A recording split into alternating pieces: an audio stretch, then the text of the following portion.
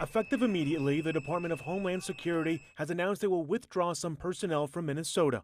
We will draw down 700 people effective today. Operation Metro Surge saw roughly 3,000 DHS personnel deployed to Minneapolis in December.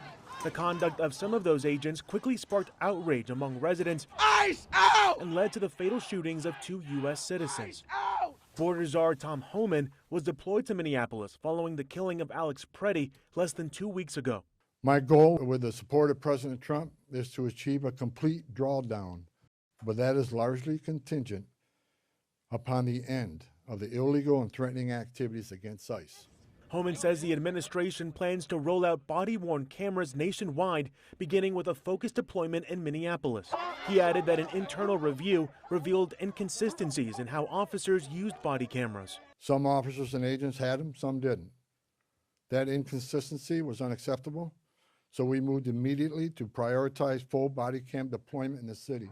Paying for body cameras is one of the key issues before Congress as they debate the use of body cams for DHS. On Tuesday, President Trump signed a spending package into law, ending the partial government shutdown, but pushing the can down the road for DHS's budget. Trump and Democrats now have 2 weeks to strike an agreement or face another shutdown for the department that includes agencies from TSA to FEMA. I'm Ivan Rodriguez reporting. Honk my horn, blow my whistle, and get people to leave. Nicole Cleland has actively protested against the deployment of federal agents and the immigration crackdown in the Twin Cities. She says she's a trained observer following officers of immigration and customs enforcement, as well as Customs and Border Protection. There were a lot of other observers that were there that were blowing their whistles, and I continued to follow this one particular truck. Were you driving dangerously? Were you getting in the way of what these agents were doing? No, you can't. I mean, then you are breaking the law and you are giving them a right to say that you're interfering. So I was following at a safe distance. Cleland says when she turned a corner, the truck and another car blocked the road and an agent approached her car. I rolled down my window about an inch so I could hear him, and the first thing he said was, "Are you Nicole?" What was your reaction when he said your name? How do you know my name? How do you know who I am? She says the Border Patrol agent gave her a warning that she was being recorded and told her to stop following. Facial recognition and that his body cam was on. One source briefed on Department of Homeland Security tactics confirmed to CBS News that Border Patrol uses facial recognition software, including an app called Mobile Fortify, to scan the faces of demonstrators. Cleland's experience is detailed in a lawsuit filed against DHS, including what she says happened 3 days later. Checked my email just like I do every morning and saw an email that said the status of your global entry has been changed. And so I went and logged in to global entry, and it says right on the front, it says the date of 1/13/2026 revoked. How long had you had global entry? Since 2014. So you would no longer be able to go through that shorter line while you're traveling? Yep. And in all honesty, I don't care about that. It isn't about losing that privilege. It is about how I lost the privilege. Just says, we regret to inform you that your membership in global entry has been... Cleland says she wasn't given a reason for her change in status and says it should have been active for 3 more years. In a sworn statement, she says, quote, "I am concerned that the revocation was the result of me following and observing the agents. This is intimidation and retaliation." CBP tells Cleland it can revoke this clearance without providing a reason. In a statement, a spokesperson for Customs and Border Protection said there has been no new directive from CBP on global entry revocations. Body-worn cameras are utilized to document encounters and are not equipped with CBP's facial comparison technology. Showing that. I don't want this. Okay. It's been 3 days since these 2 boys have seen their parents. Their mom and dad, Reynaldo Chirino and Cris Estefani, dropped them off at school in Chula Vista Tuesday morning, but never showed up to pick them up. Shortly after school drop-off, ICE stopped and arrested them. And there was a voicemail, and I could hear the ICE agent in the background saying that she had opportunity to call and figure out who's going to pick up the kids. ¿Qué vas a querer para tu cumpleaños? Itzel Jimenez got the call that the pair had been detained. She's a family friend who, with the help of a temporary caregiver authorization affidavit, has stepped in to care for the boys ages 12 and 4. They have no other family nearby. It was either they were going to go to CPS because no one was going to pick them up, or they're going to come with somebody that they knew. So I decided to just take them. The couple from Venezuela and Colombia are now detained at the Otay Mesa Detention Center. Reynaldo called me from inside the facility. He says they're a hard-working family with no criminal record here or back home, who came to the country legally in 2022 under temporary protected status for Venezuelans. He says he had a valid work permit and worked with his wife cleaning offices. That legal protection has since been revoked for all Venezuelans by the Trump administration, which means he fell out of legal status. ICE didn't respond to my questions about the couple's case. Wow, Itzel, who has 2 kids of her own, is now raising money, trying to find an attorney to take on the case while she cares for the children. Thursday, she had to surrender the boys' family dog to a shelter, unable to find someone to help care for her. For the kids, enough is enough for them, and I need to give them stability while I can.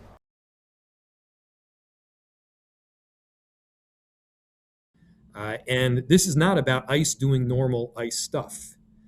The objection is to ICE pulling people off the street indiscriminately. It's these roving bands that were walking through Minneapolis and targeting both Latino and Somali people without regard for whether any crime had been committed at all. The frustration, of course, comes in the way and the how people in our city have been treated.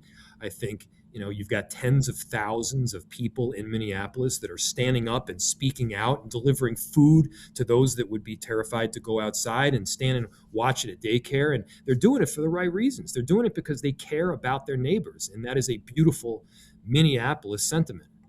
Developing this morning, the Department of Homeland Security rolling out a new program to issue body cameras to federal law enforcement agents across the country.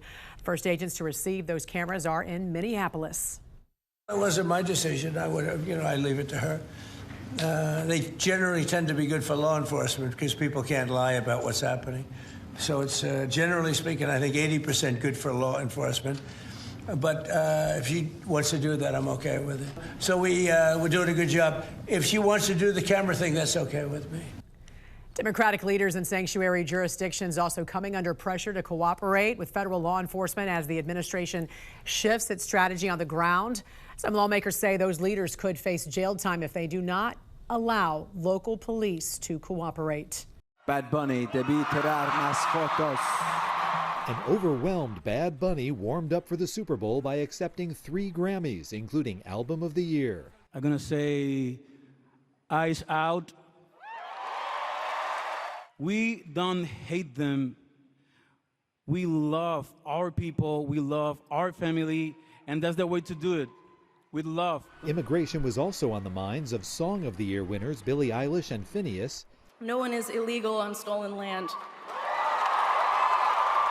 And Best New Artist winner Olivia Dean. I guess I want to say I'm up here as a granddaughter of an immigrant. I'm a product of bravery, and I think those people deserve to be celebrated.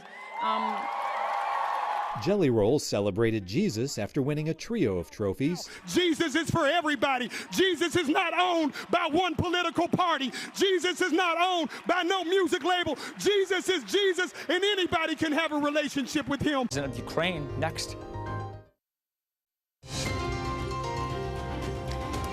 Ex-CNN host Don Lemon facing legal consequences after he was arrested and charged in connection to the anti-ICE demonstration inside a Minnesota church. Joining us now to break down the charges and the case is former prosecutor and attorney Jeremy Eldridge, partner at Zealous Advocates. Good morning to you, sir. How did the DOJ finally get charges against Don Lemon and these other defendants, since initially we saw a federal magistrate judge refuse to file charges, even an appellate judge at one point also refused? How did those charges finally come about? Well, first off, what you have to acknowledge here is that it's very uncommon for charges to be brought to a magistrate, which is a version of a federal judge, and for that federal judge to not sign the initial warrant. And the point of that is that the judge didn't find that there was probable cause to believe that Don Lemon committed a crime. And so what the United States Attorney's Office did is they bypassed that magistrate. They went to a grand jury, which are citizens from across the state that hear cases on a regular basis and make the same determination. They believe there was probable cause, and now we have charges. They got that done pretty quickly, wouldn't you say? I mean, we're talking in a matter of days.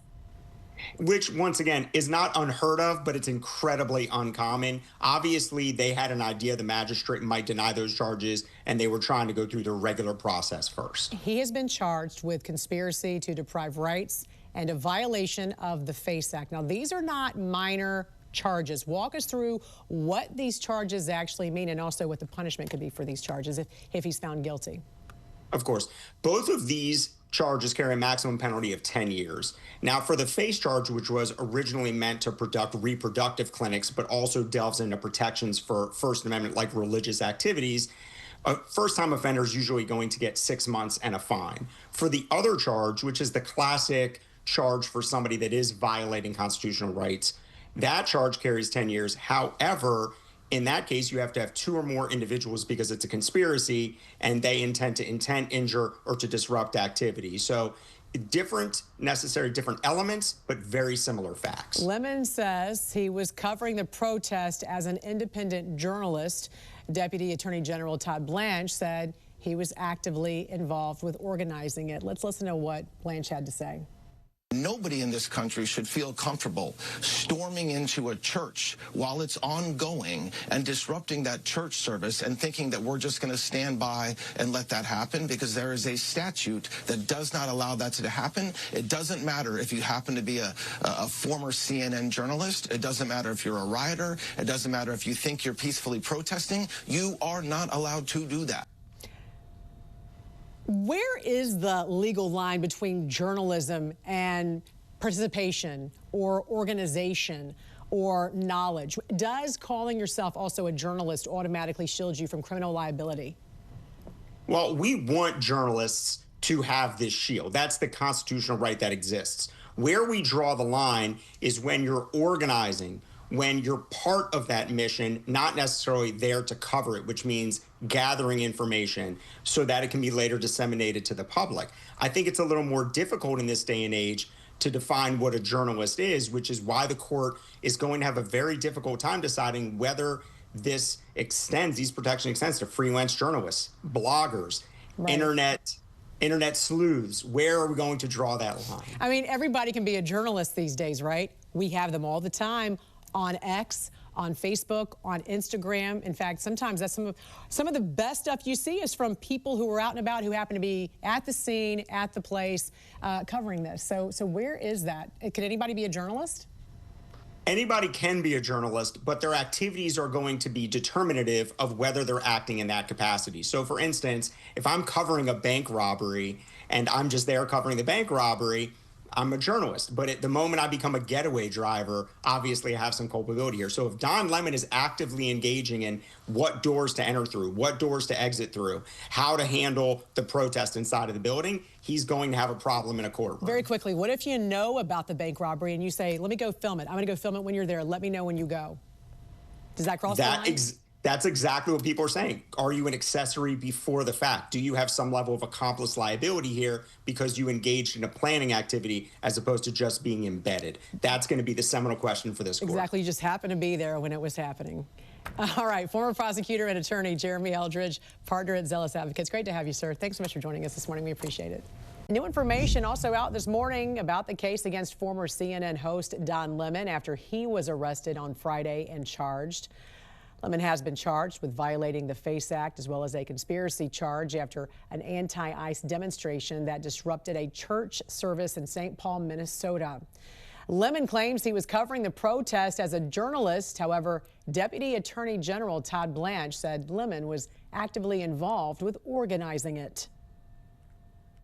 Nobody in this country should feel comfortable storming into a church while it's ongoing and disrupting that church service and thinking that we're just going to stand by and let that happen, because there is a statute that does not allow that to happen. It doesn't matter if you happen to be a former CNN journalist. It doesn't matter if you're a rioter. It doesn't matter if you think you're peacefully protesting. You are not allowed to do that.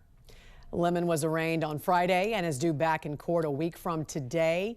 In the next hour of the National News Desk, we're going to talk to a former prosecutor and criminal defense attorney. Mark? Developing this morning, the president's crime crackdown working in the nation's capital, with the murder rate falling to its lowest level in decades. Washington, D.C. reported just 1 homicide in January, down from 10 during the same month last year. The drop has followed President Trump's law and order push, including the deployment of the National Guard, as we know, on the streets of D.C. last summer. We have had virtually no crime in D.C. D.C. is now considered a very safe place, and it should be. It's our nation's capital. And we sent in the soldiers, and I get thanked every single day by people that work in the White House. People, young ladies, men, they come up, thank you, sir, for making D.C. so safe. They walk to work now. A year and a half ago, they wouldn't have walked to work. They would have been killed or mugged, or something would have happened to them. To his point, police say there have been just 2 homicides in D.C. so far this year. So if you take 2023 and make a comparison as far as where they were during this time in 2023, during the Biden administration, D.C. reported 274 homicides for the entire year, which was a 20-year high for the city. More suspects now face charges after a crowd of anti-ICE demonstrators stormed a Sunday service at a church in St. Paul. Ian Austin and Jerome Richardson face federal charges, including violating the FACE Act, which prohibits interference of religious worship at places of worship. Total of 9 people so far have been charged over that January 18th disruption at the church.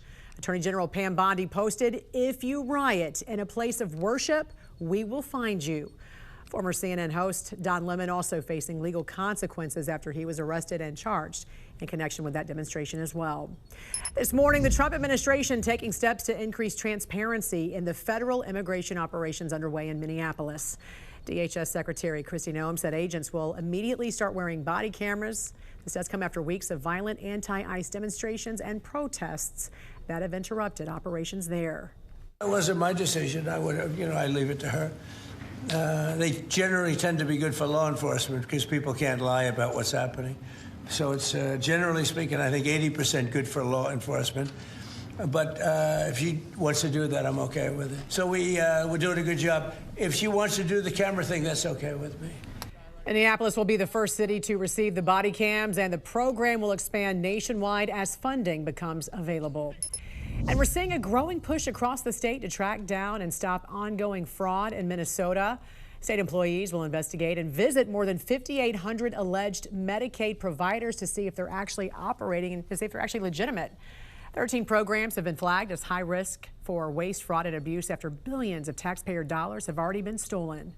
Minnesota, if they allowed us to do the job, it's a mess. There's something in the water up there, and I love the state. I won the state 3 times, but I got no credit for it. I won that state 3 times, but it's a rigged state, really rigged badly with the Somalians and the theft. And I guess you studied it, but I hear it's over $19 billion, okay? Can you imagine? They have a country where they have no money, they have no nothing, and they come over here and they steal. They're able to steal more than $19 billion. The federal government has already said it's withholding up to $2 billion in Medicaid funding if Minnesota fails to clean up the programs.